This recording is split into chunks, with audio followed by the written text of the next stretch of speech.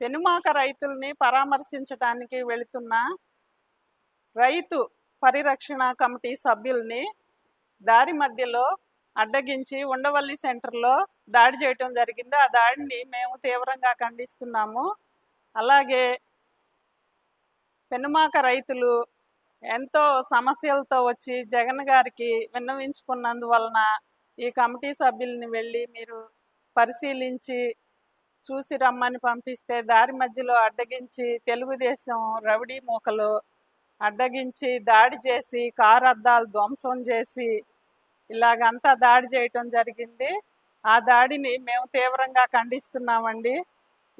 ఇక్కడే రాజధాని ప్రాంతం అయితే మేమందరం కూడా వ్యతిరేకమేం కాదండి.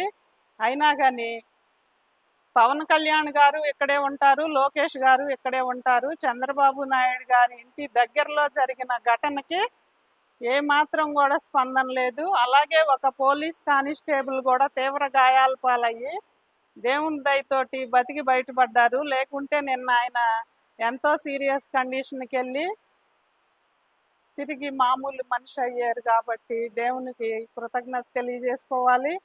అలాగే ఈ దాడిని మేమైతే తీవ్రంగా ఖండిస్తున్నాము. వైఎస్ఆర్సీపీ మంగళగిరి నియోజకవర్గ మహిళా అధ్యక్షురాలుగా ఈ దాడిని మేము తీవ్రంగా ఖండిస్తున్నాము.